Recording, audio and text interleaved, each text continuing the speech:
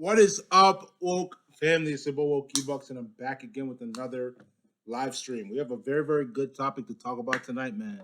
A lot of good topics. We're gonna get into the first video. Andrew Tate's thoughts on Tucker Carlson. Let's get into this video, guys. I don't really feel like I've exposed anything. Like I'm concerned. Here's part of the interview. I don't really feel like I've exposed anything. Like I'm truly not a very political person. This is the first time someone's experienced this level of ban. I'm not particularly right wing. I don't vote. I mean, I obviously have my own personal views, but they didn't ban me for that. They banned me simply because They banned you because you are a masculine man, Andrew. When you're a masculine man and you stand on masculine principles, they're going to try to take you out. No cap. Because They don't want you to be masculine as a man. In 2022 in America, in the West, when you're a masculine man, people are going to try to shame you. They're going to try to shame you.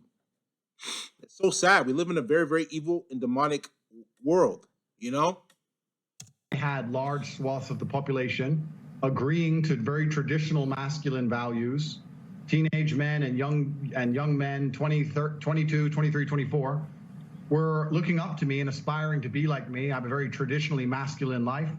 I have fast cars and a big house and a lot of money and a beautiful girlfriend. And they thought this was very, very threatening. And for some reason, they decided that it's better if they annihilate me from the internet and replace me with somebody who's more aligned, more feminine. They want you as a man in 2022 to be weak.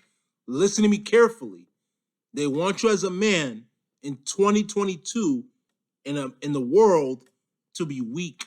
We're not going for that. Clip that if you want. We're not going for that. with whatever they're trying to purport. Tell us what your message is to young men. Yeah, so I think that being a man is very, very difficult. I think that men's issues are largely overlooked. Facts. The people in charge of the world pretend to care, but when somebody who's championing men's issues like myself comes forward and finally manages to garner huge percentiles of the public support, I'm silenced. So they're not really interested in men's issues. And there's a lot of young men growing up today that feel very disaffected. They feel invisible. The agendas that are being forced down. That is a big, big fact. A lot of men grow up not even seeing the potential that they have to become a valuable person.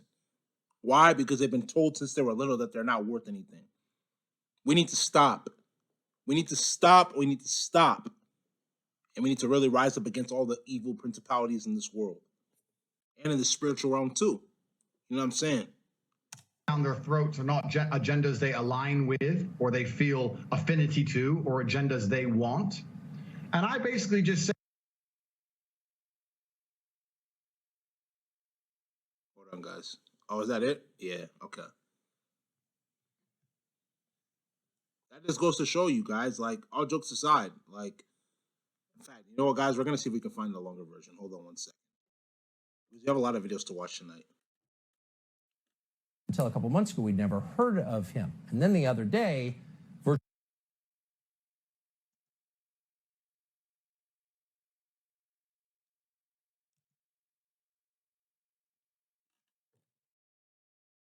This is the most famous person in the world right now. and a nice life and some fast cars and is strong and is confident. They want an action hero. Embassy saying that I was holding women at my house. The police arrived. Let's go back. what happened? Yeah, I was not arrested. So what happened is I suffered from a case of swatting. It's very popular with people who are large on the internet. Many large YouTubers have been swatted. It's where you call the police and you say somebody has a gun or there's a hostage situation and the SWAT team arrives. Somebody made a phone call to the American Embassy saying that I was holding women at my house. The police arrived. And let me state this now. I state this. That just goes to show you that a lot of people are enemies of progress. They don't want you to be successful, so they will try to shame you, and they will try to do evil things like calling the police to get you arrested in order to be able to carry out their plans. You have to understand one thing, guys. At the end of the day, the truth is gonna prevail. Real talk. Openly to the world. I have absolute respect for the police.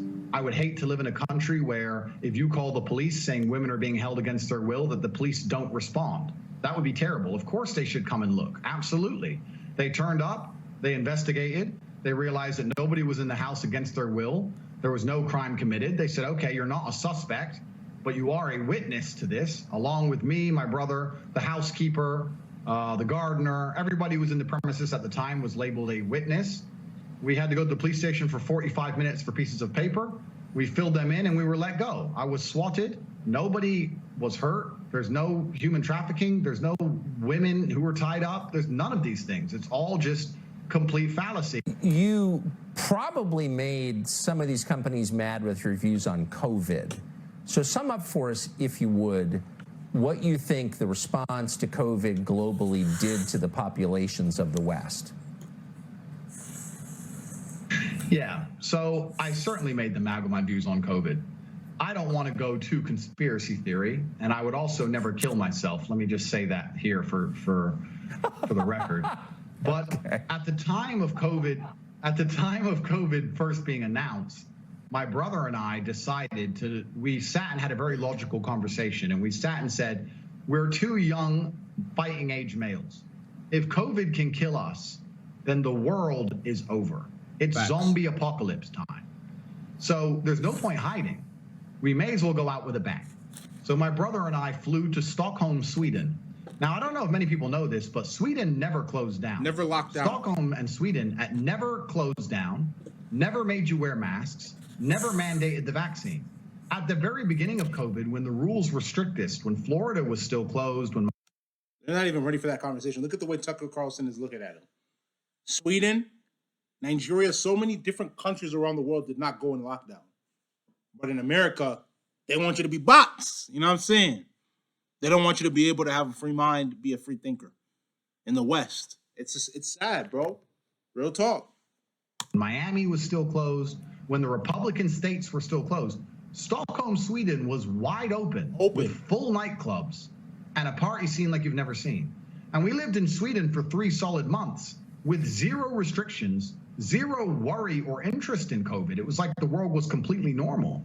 Facts. And from there, when we left, obviously COVID was still going on. And in a neighboring country, you go to Germany, and they were having full panic attacks, genuine panic attacks if you didn't have a mask on. And it was just very obvious to me. I was like, I've spent the last 3 months ignoring this and I'm fine. And now I'm in Germany surrounded by panic attacks and endless masks. This doesn't make sense. And I told the truth on social media. I said, this is obviously an overreaction.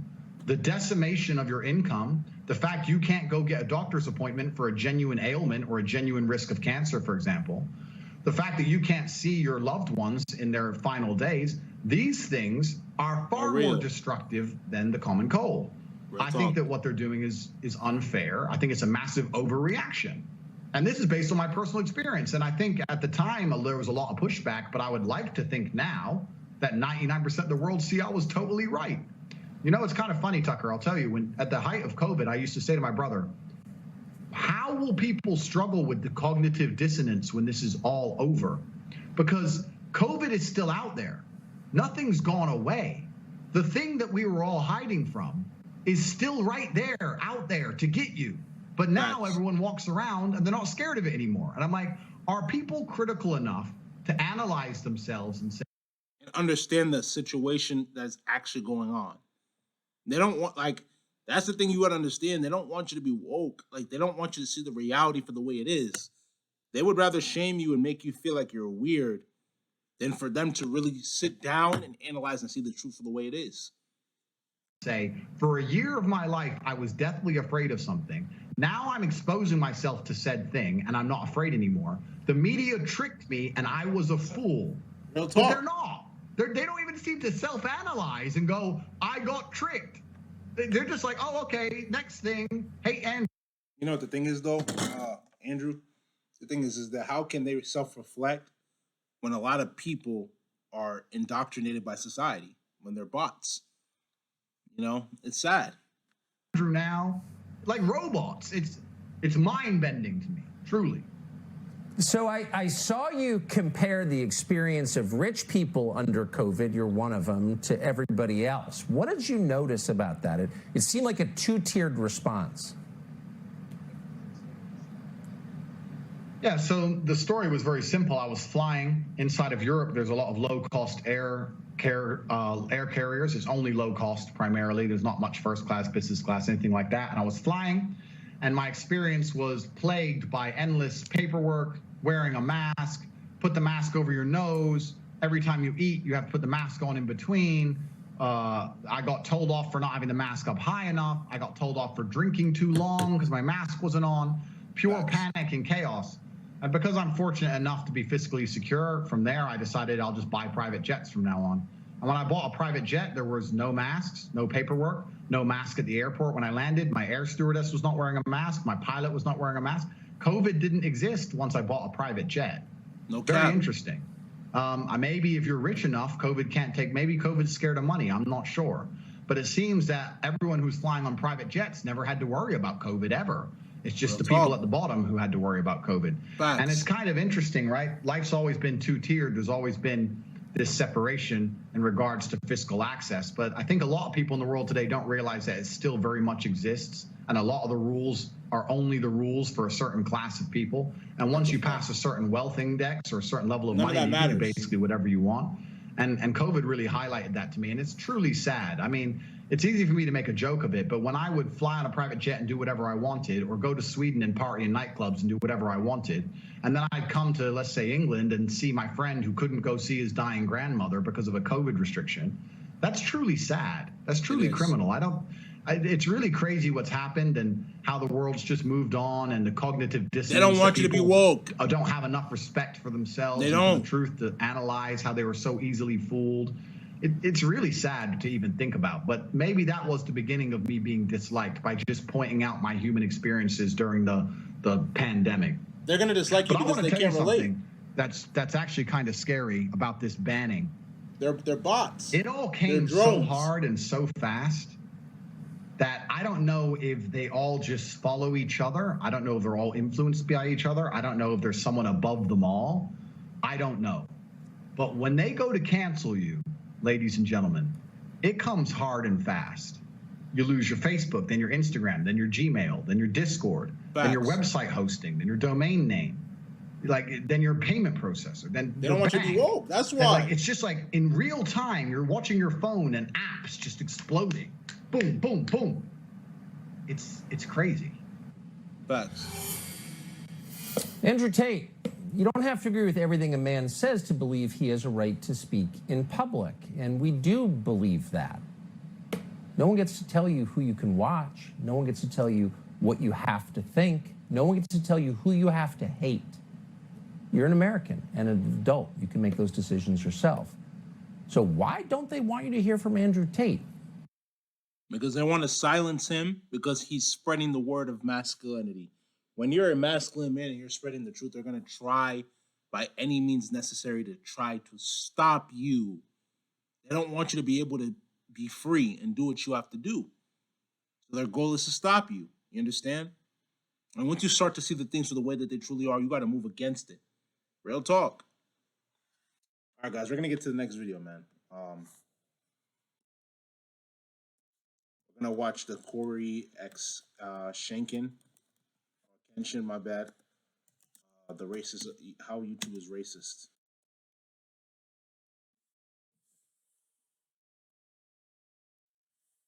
All right, let's do it.